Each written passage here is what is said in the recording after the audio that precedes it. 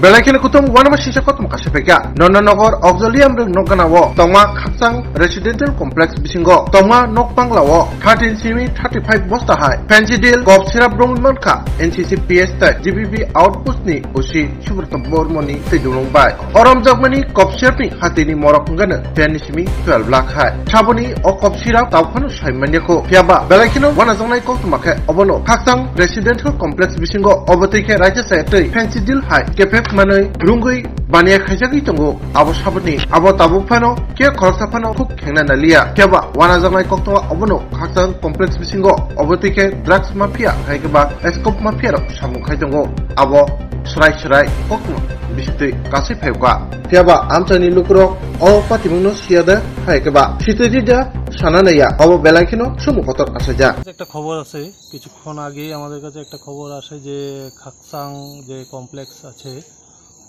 এই কমপ্লেক্সের ভেতরে জঙ্গলে একটা ঘর আছে পরিত্যক্ত ঘর কনস্ট্রাকশনের জন্য ওইটাতে মালামাল রাখতো তো ওই ঘরে কিছুক্ষণ সন্ধ্যাবেলা একটা গাড়ি আসে এবং কিছু বস্তা ভর্তি কিছু জিনিস ওখানে আনলোড করে তো নিকটবর্তী যারা বসবাস করেন ওনাদের সন্দেহ হয় এবং ওনারা জিনিসটা খুব লক্ষ্য করে ওনারা ভেরিফাই করে দেখেন যে কিছু মাল এখানে আনলোড করা হয়েছে তখন পুলিশকে খবর দিলে পুলিশ আমরা আসি এসে দেখি যে বস্তার মধ্যে কিছু এনডিপিএস কফ সিরাপ ওখানে বস্তা ভর্তি অবস্থায় আছে মোটামুটি 30 থেকে 35 বস্তা ওখানে বস্তাবন্দি অবস্থায় আছে তো আমরা এগুলো এখন কাউন্ট করে দেখব অনুমান আমার মনে হচ্ছে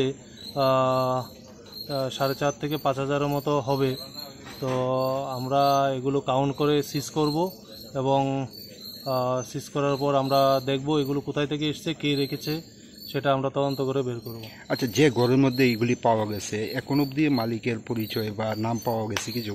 না এখনো পর্যন্ত নাম পাওয়া যায়নি কিন্তু ওনার পার্শ্ববর্তী একটা কনস্ট্রাকশন হচ্ছে দীর্ঘদিন ধরে কাজ বন্ধ আজকে হঠাৎ করে 2-3 জন লোক এসে মালগুলো আনলোড করে তো নিকটবর্তী পার্শ্ববর্তী যারা ছিলেন ওরা জিজ্ঞাসা করাতে ওরা বলে যে কনস্ট্রাকশনের কাজ কালকে থেকে শুরু করব তো ওনারা যখন একটু কথাবার্তা জিজ্ঞেস করছে তখন ওই ছেলেগুলো পালিয়ে যায় ওনারা আইডেন্টিফাই করতে পারেনি তো আমরা এটা তদন্ত করে বের করব কে এসেছিল কোথায় থেকে মালগুলো এসছে সেটা আমরা তদন্ত সাথে বের হবে। বাজার মূল্য কত হবে অনুমানিক বাজার মূল্য 10 থেকে 12 লাখ টাকার মতো হবে।